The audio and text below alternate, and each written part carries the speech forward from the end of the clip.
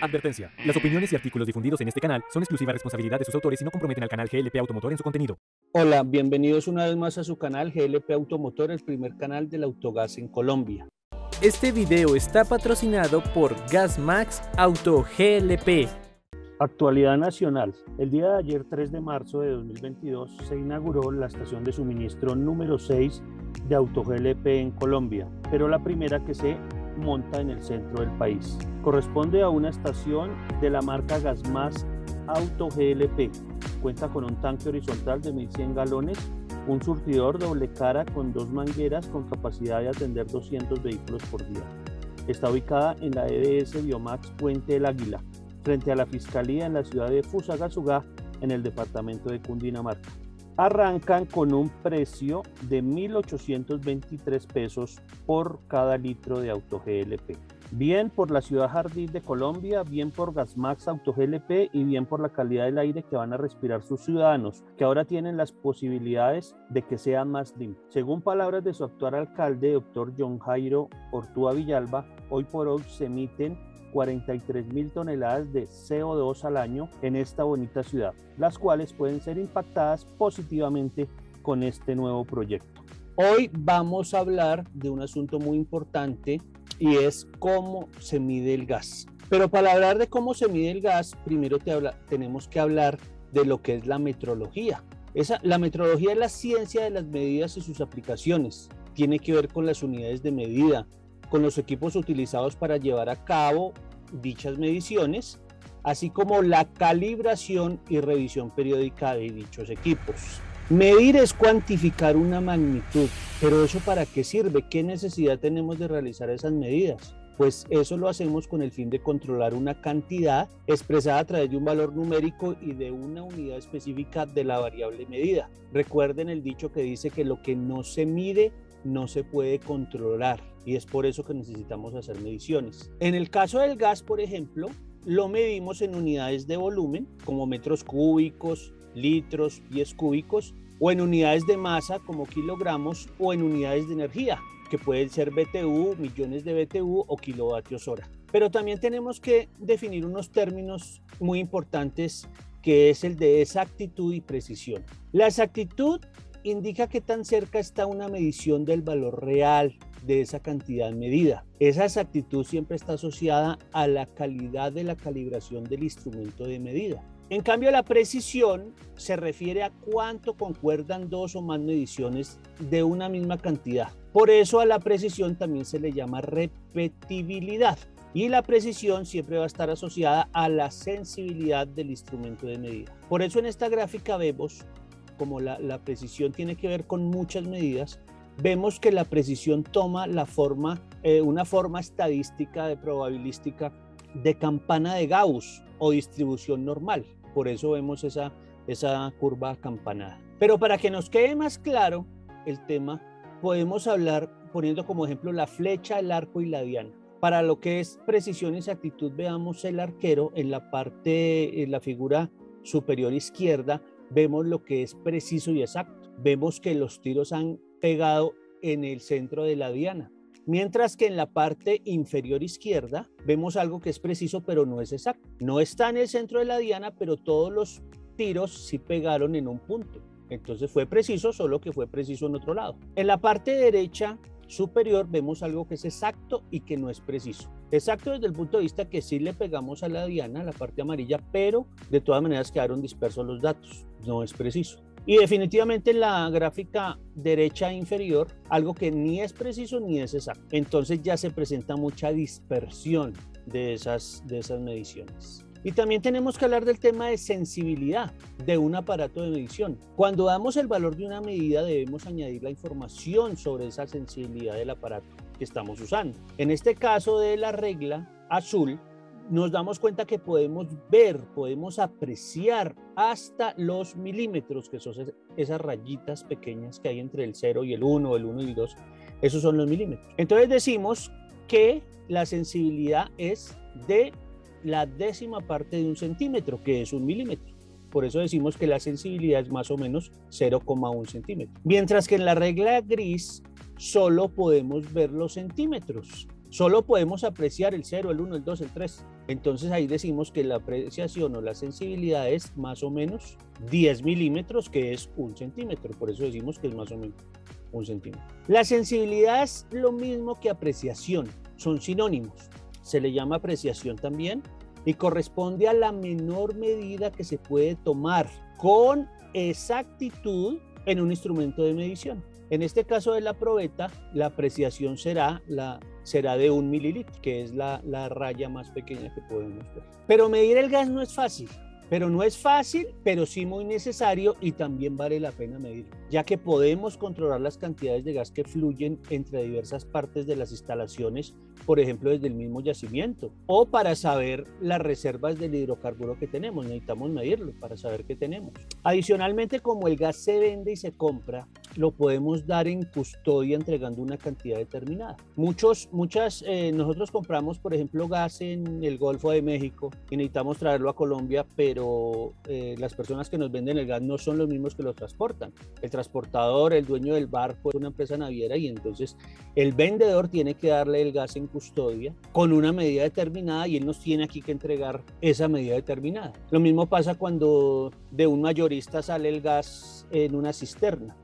La cisterna no necesariamente tiene que ser de la empresa mayorista, puede ser un camión cisterna contratado, entonces hay que entregar ese gas en custodia. Entonces por eso es importante saber cómo lo medimos. Cuando el camión está despachando en la estación de suministro de servicio, tiene que saber cuánto le está entregando a la estación, y a su vez la estación tiene que determinar cuánto le está entregando a sus usuarios. También se utiliza esa medida del gas en el cálculo de las regalías, que por ejemplo el Estado le entrega a una región específica. ¿Cuánto le toca de regalías? Dependiendo de las cantidades que se tengan de gas. Entonces por eso hay elementos de medidas que son los medidores de gas. Palabras como caudalímetro, medidor de flujo, flujómetro, medidor de caudal son sinónimos y miden el paso o esa cantidad de ese fluido, en este caso gas, con respecto al tiempo. Y así como hay medidores de muchas características, entre las cuales podemos contar los medidores de vórtice,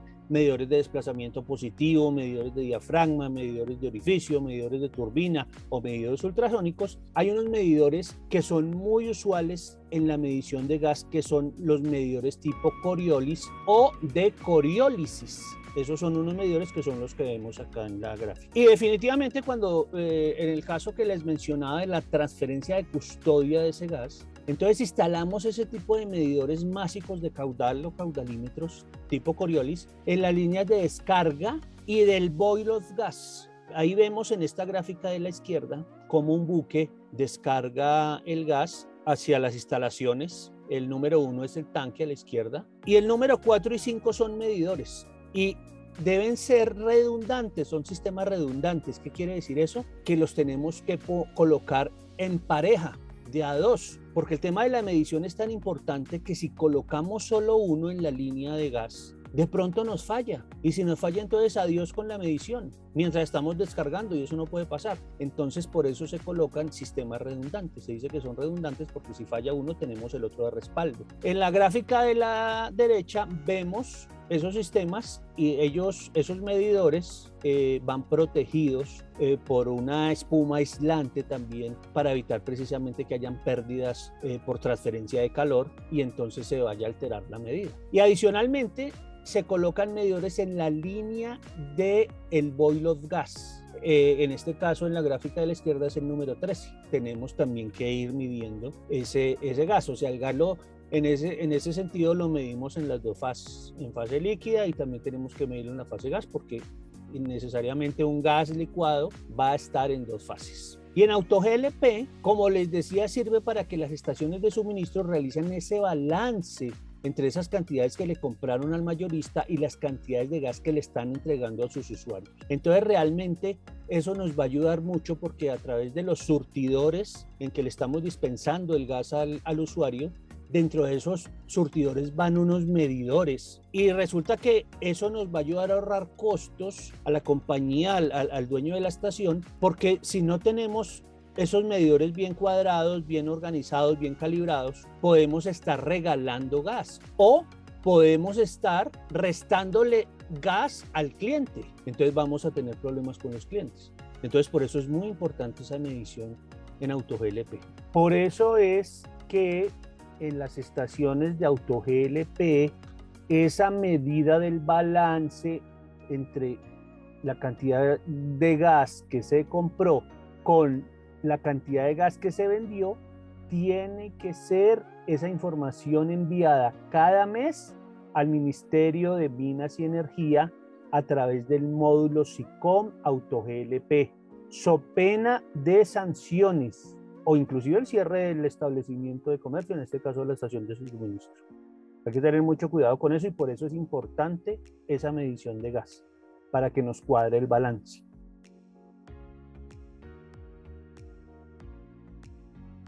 Y medirlo no es fácil porque los gases, acuérdense de la química, hay una ecuación de los gases que habla que presión por volumen es igual a nRT, eso nos decían en la química. Muchas veces eso es lo teórico, pero en la vida real hay que meterle otro factor que se llama el factor de compresibilidad Z. En los gases, en su comportamiento ya real, ese factor de compresibilidad Z va a depender de una cosa que se llama el índice de Wood, que lo vimos en otros videos, y de ese poder calorífico. Aparte de que esta ecuación depende de la temperatura, del gas, de la presión y de la densidad, y la densidad en sí depende de la composición química del gas. Entonces, por eso es que no es fácil medirlo. El gas es un fluido compresible, se puede comprimir y su estado físico va a depender de todas esas variables. También tenemos que tener en cuenta, y es una cosa importante que nos va a servir para entender lo que vamos a ver de medición del gas. Resulta que imaginémonos un remolino en un sifón. El torbellino girará a la derecha o hacia la izquierda dependiendo del hemisferio en el que se encuentre el observador. Si ustedes, las personas que han tenido la oportunidad de ir a la ciudad de Quito, ahí hay un monumento del Ecuador, hay una línea amarilla, y entonces la gente puede poner un pie en un hemisferio y el otro pie en el otro. Y resulta que es un sitio turístico y muchos guías turísticos le muestran a uno como una especie de lavaplatos, un sifón, y le dicen a uno, mire, echan agua y le dicen hacia acá está girando el torbellino, si me hago en este hemisferio, pero si me hago del otro lado entonces gira para el otro lado, pero si me hago encima de la línea, o sea en todo el Ecuador, pues no gira. Entonces lo que decimos es que los remolinos a izquierda giran en sentido antihorario en el hemisferio sur, ahí lo vemos en la gráfica de la izquierda. Y el remolino a derecha es cuando ese torbellino gira en el sentido de las agujas de reloj, o sea, en sentido horario, en el hemisferio norte. Y eso nos va a servir mucho porque es que un remolino en un sifón está determinado, esa forma que toma el remolino, por una cosa que se llama la aceleración de Coriolis. Entonces, acuérdese que de la segunda ley de Newton tenemos que la fuerza es igual a la masa por la aceleración. O sea, siempre que hay una aceleración es porque hay una fuerza y viceversa. Entonces, esa fuerza se habla de fuerza de Coriolis y de aceleración de Coriolis. Esa fuerza de Coriolis es la fuerza producida por la rotación de la Tierra y afecta a los cuerpos que están en ella. Aunque es una fuerza relativamente pequeña, es una variable muy importante a considerar en varios diseños de ingeniería. Uno tiene que tener en cuenta, sobre todo cuando uno está diseñando máquinas, de tener en cuenta esa aceleración de Coriolis. Y eso afecta a todos los cuerpos en movimiento a través de una parte de la física que se llama la dinámica. Entonces, ¿pero quién era ese señor Coriolis, cuyo efecto Coriolis es debido se le dio el nombre por él? Se llamaba Gaspar Gustave de Coriolis y vivió por allá a finales de 1700. Él descubrió que la rotación de la Tierra generaba desviaciones sobre los fluidos en movimiento. Y es debido a ese efecto de Coriolis que los aviones describen un arco al ir del punto A al punto B, por ejemplo. Pero también hay otro efecto de otras consecuencias del efecto de Coriolis. Es por el efecto de Coriolis que la gente, cuando se pierde, por ejemplo, en un bosque muy denso, tiende a caminar en círculos porque, dependiendo en el hemisferio donde se encuentre, dará un paso más largo con una de sus piernas. Si la persona está perdida en un bosque y el bosque es tan denso y no puede ver las nubes, no puede ver el sol ni orientarse por el sol, las personas tienden a hacer círculos por culpa del efecto de Coriolis. Ese valor de la fuerza de Coriolis disminuye desde los polos hacia el ecuador. En el ecuador esa fuerza es cero. Y por eso les digo que eso turísticamente en Quito le muestran a uno eso y es una cosa muy, muy interesante de ver. Entonces, cuando hablamos del medidor másico tipo Coriolis, son medidores que funcionan debido a eso, con esos conceptos que acabamos de ver. Entonces, por eso vamos a ver el siguiente video de cómo funciona un medidor másico tipo Coriolis. Funcionamiento de un medidor de flujo másico tipo Coriolis. Medida de flujo, densidad del GNL. Cuando el GNL ingresa al medidor a través del sensor, el flujo del fluido es dividido en dos. En cada tramo de la tubería interna del medidor hay 3 pares de bobinas captadoras de movimiento. Estas bobinas captan la oscilación de la tubería en su frecuencia natural, producida por el paso del GNL.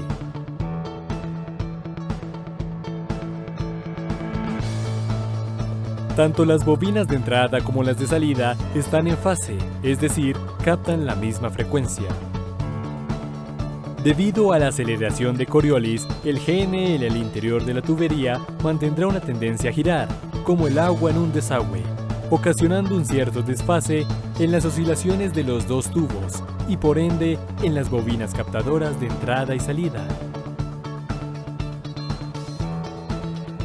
Este desfase puede ser graficado en ondas sinusoidales. Este desfase se le conoce con el nombre de delta T. Delta T resulta ser directamente proporcional a la tasa de flujo másico que pasa a través del medidor.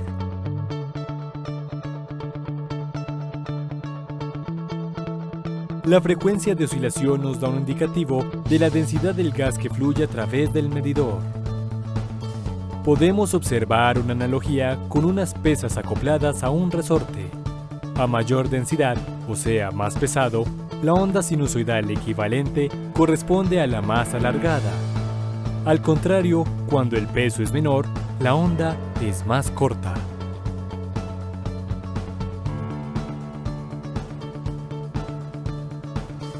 La densidad del fluido ρ es inversamente proporcional al cuadrado de la frecuencia de oscilación. El volumen de un líquido puede calcularse por la ecuación que dice que el volumen es igual a la masa sobre la densidad. Por ejemplo, para un volumen constante de 70 centímetros cúbicos de agua y etanol, al tener densidades diferentes, tendrán masas diferentes. El flujo volumétrico podrá ser calculado por dicha relación. Los medidores másicos tipo Coriolis son muy utilizados en la industria del gas para su medición y al proporcionar una medida confiable. Bueno, entonces, ¿qué precauciones tenemos que tener con los medidores de gas? Resulta que los medidores se deben calibrar cada cierto tiempo y eso lo tiene que hacer un personal idóneo de calibraciones o un laboratorio.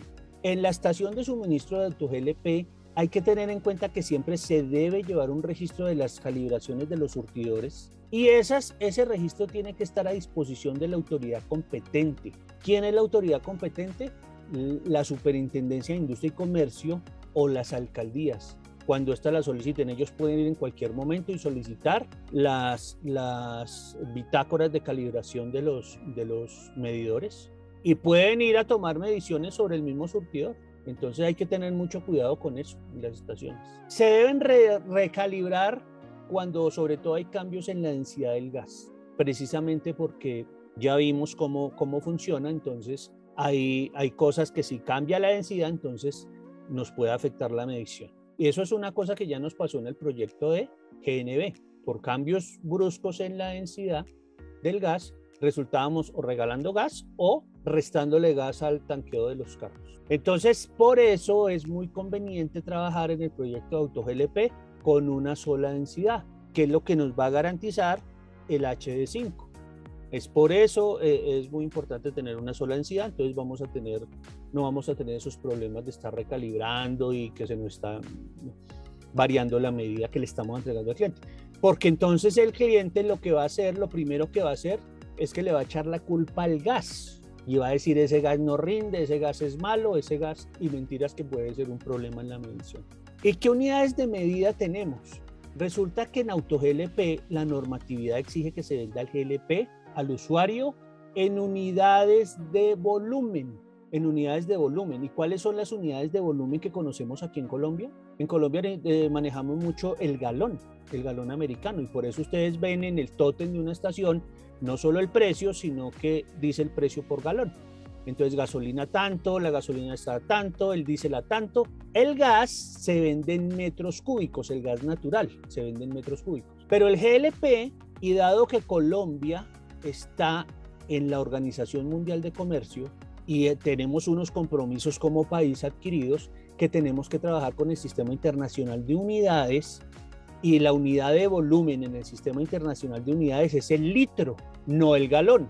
El galón es en el sistema americano, entonces por eso el litro es la unidad que vamos a ver nosotros en las estaciones de AutoGLP.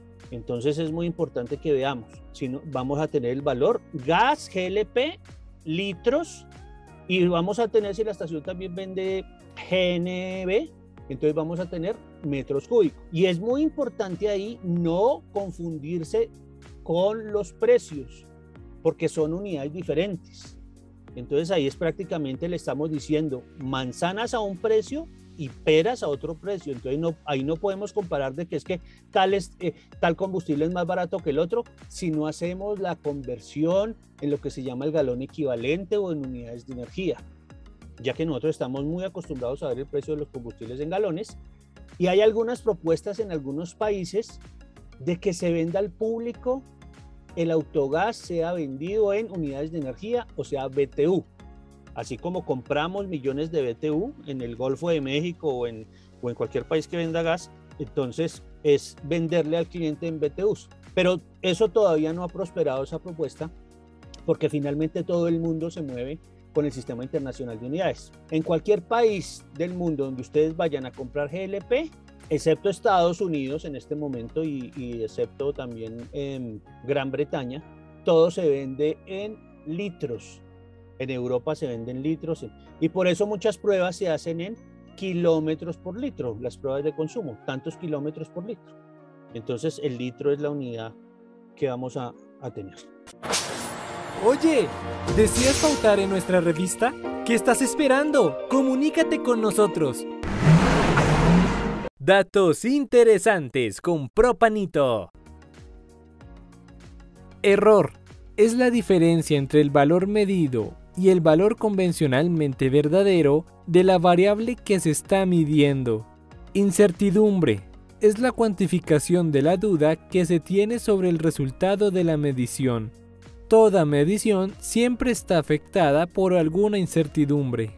El resultado de una medición se considera completo si se acompaña de un valor estimado de la incertidumbre de dicha medición.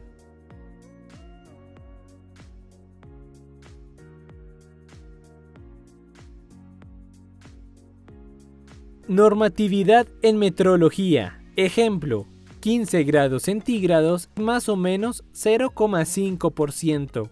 En toda medición de cualquier variable estará asociada a la misma una incertidumbre que se manifiesta en el valor de la medición por medio de un margen de error. Por eso mismo, en las mediciones se suele dar un intervalo que representa tanto la exactitud como la precisión de la medida. Los conceptos de error, precisión y exactitud de una medida son diferentes, pero están muy relacionados. Si quieres profundizar más en este tema, puedes consultar la norma técnica colombiana 10012 que habla de la metrología.